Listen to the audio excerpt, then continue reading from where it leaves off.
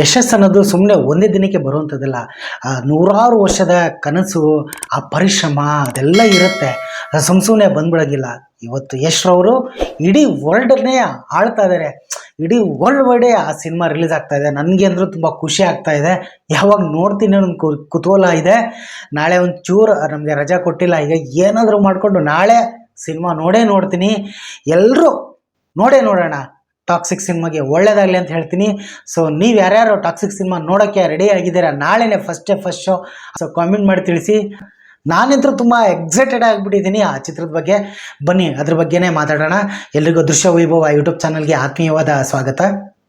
ಯಶಸ್ಸು ಅನ್ನೋದು ಸುಮ್ಮನೆ ಸಿಕ್ಬಿಡೋಂಗಿಲ್ಲ. ಯಶಸ್ಸಿಗೆ ನೂರಾರು ವರ್ಷದ ಶ್ರಮ ಇರುತ್ತೆ, ಕನಸಿರುತ್ತೆ, ಹಠ ಇರುತ್ತೆ.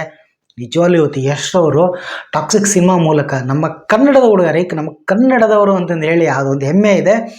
ಇಡೀ ವರ್ಲ್ಡ್ ವೈಡೇ ಅವ್ರನ್ನಾಗ ಈಗ ನೋಡ್ತಾ ಇದೆ ಹೆಂಗೆ ಬರುತ್ತೇನಂತ. ಇನ್ನೊಂದಿದೆ, ಏನಂದರೆ ಆಗದೇ ಇರೋ ಕೊನೆ ಅಸ್ತ್ರನೇ ಶತ್ರುವಿಗೆ ಅಪಪ್ರಚಾರ.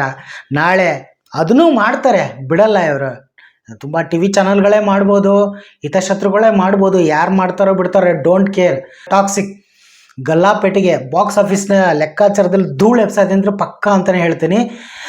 ಯಾರು ನೆಗೆಟಿವ್ ಕಾಮೆಂಟ್ ಹಾಕ್ಲಿ ಬಿಡಲಿ, ಯಾವನಾರ ಹಾಕೊಳ್ಳೋರಿ, ಸಿನಿಮಾ ಮಾತ್ರ ಸೂಪರ್ ಆಗೇ ಆಗುತ್ತೆ ಅಂತ ಹೇಳ್ತಾ ಇದ್ದೀನಿ. ಈಗ ಆಲ್ರೆಡಿ ಹಾಡುಗಳು ಹಿಟ್ಟಾಗಿದೆ, ಆ ಟ್ರೈಲರ್ ಕೂಡ ಇಂಪ್ರೆಸ್ ಆಗಿದೆ. ನಮ್ಮ ರುಕ್ಮಿಣಿ ಅವರು ಇದ್ದಾರೆ, ಎಲ್ಲರೂ ಇದ್ದಾರೆ, ಹಿಮಾ ಕುರೇಶ್ ಪ್ರತಿಯೊಬ್ಬರು ಇದ್ದಾರೆ. KR ಅಡ್ವಾಣಿ ಮೇಲೆ ಅಂತೂ ಲವ್ ಆಗಿಬಿಟ್ಟಿದೆ. ಬಿಡಿ, ನಮ್ಮ ಯಶ್ರವರೇ ಅಂತೂ ನೆಕ್ಸ್ಟ್ ಲೆವೆಲ್ ಅಂತಲೇ ಹೇಳ್ತೀನಿ.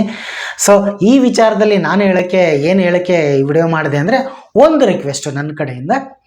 ಸಿನಿಮಾ ಆ್ಯಸ್ ಯೂಸ್ವಲ್ ಸಿನಿಮಾ ಶುರು ಆಗುತ್ತೆ, ಬೆಳಗಿನ ಶೋಗಳೇ ಶುರು ಆಗುತ್ತೆ, ಅದ್ರ ಬಗ್ಗೆ ಏನಿಲ್ಲ.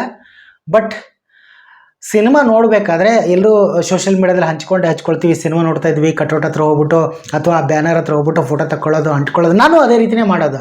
ಬಟ್ ಒಂದು ರಿಕ್ವೆಸ್ಟ್ ಏನಂತಂದರೆ, ಯಾವುದೇ ಕಾರಣಕ್ಕೂ ಅಂದರೆ ಈಗ ಸಿನಿಮಾ ಹೀರೋ ಇಂಟ್ರೊಡಕ್ಷನ್ ಬಂದಾಗ, ಯಾವುದೋ ಇಂಪಾರ್ಟೆಂಟ್ ಸೀನ್ ಬಂದಾಗ, ಇಂಟರ್ವಲ್ ಸೀನ್ ಬಂದಾಗ, ಸಿನಿಮಾ ಟೈಟಲ್ನ ತೋರಿಸುವಾಗ ಒಂದು ಕೆಟ್ಟ ಚಾಳೆ ಬಂದುಬಿಟ್ಟಿದೆ. ಏನಂದರೆ ಹಿಂಗೆ ವಿಡಿಯೋ ಇಟ್ಕೊಳ್ಳೋದು ಮೊಬೈಲ್, ಅಲ್ಲಿ ಮಿಂಚುಳ ಕಣ್ಣಂಗೆ ಆಗ್ಬಿಡುತ್ತೆ ಆ ಕತ್ತಲ ಪ್ರಪಂಚದಲ್ಲಿ. ಸೊ ಆ ಥರ ಮಾಡ್ಕೊಳ್ಳಿ, ಯಾರು ಬೇಡ ಅಂದಲ್ಲ, ನಾನು ಕೂಡ ಮಾಡ್ತೀನಿ. ಬಟ್ ಸೋಷಿಯಲ್ ಮೀಡ್ಯಾದಲ್ಲಿ ಹಂಚ್ಕೋಬೇಡಿ.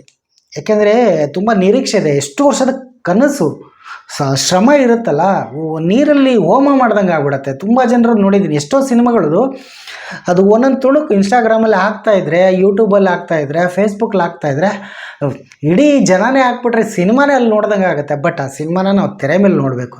ಸೊ ನನ್ನ ರಿಕ್ವೆಸ್ಟ್ ಇಷ್ಟೇ. ಈಗ ನಾನು ಅಷ್ಟೇ, ನಾನು ಸಿನಿಮಾ ನೋಡೋಕೆ ಹೋದಾಗ ನಾನು ಕೂಡ ರೆಕಾರ್ಡ್ ಮಾಡ್ಕೊತೀನಿ. ಮಾಡ್ಕೊಳ್ಳಲ್ಲ ಅಂತಲ್ಲ, ತಪ್ಪಾಗುತ್ತೆ, ನಾನು ಮಾಡ್ಕೊಳ್ಳಲ್ಲ, ನಾನು ಸಾಚ ಆ ಥರ ಎಲ್ಲ ಹೇಳಲ್ಲ.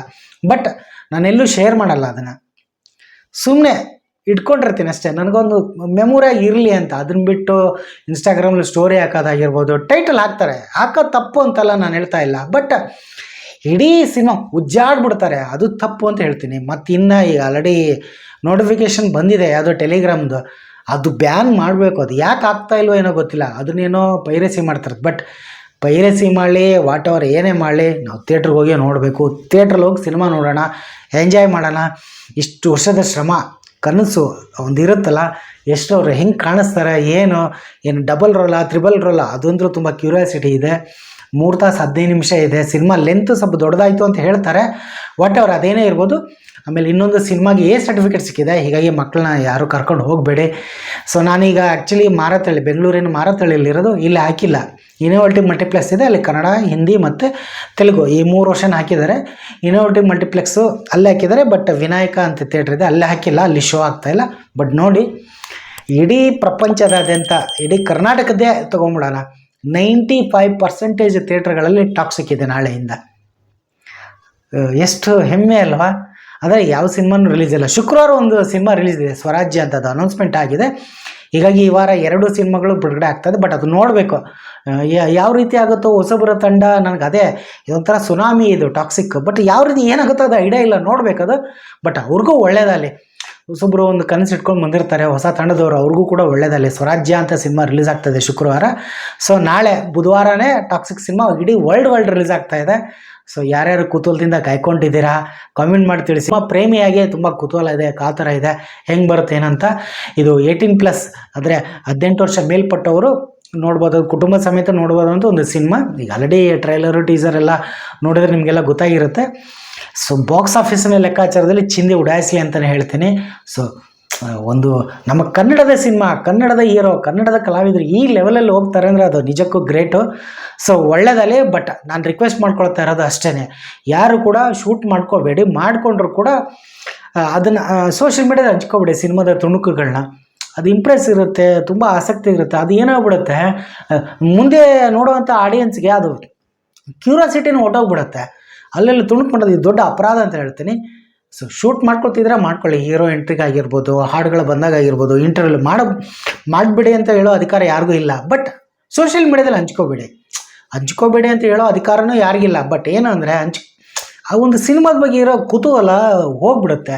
ಈ ನಾವು ವಿಮರ್ಶೆ ಮಾಡಬೇಡಿ ಅಂತ ನಾನು ಯಾವತ್ತೂ ಹೇಳಲ್ಲ. ಯಾಕೆಂದರೆ ಯಾರೇ ಆಗಿರ್ಬೋದು, ದುಡ್ಡು ಕೊಟ್ಟು ನೋಡೋ ಪ್ರೇಕ್ಷಕನಿಗೆ ವಿಮರ್ಶೆ ಮಾಡೋ ಅಧಿಕಾರನೇ ಇದೆ. ಚೆನ್ನಾಗಿದೆಯೋ ಚೆನ್ನಾಗಿಲ್ವೋ, ಒಳ್ಳೆದನ್ಸುತ್ತೋ ಕೆಟ್ಟದನ್ನಿಸ್ತೋ, ಬಟ್ ಆನೆಸ್ಟಾಗಿ ಹೇಳಬೇಕು.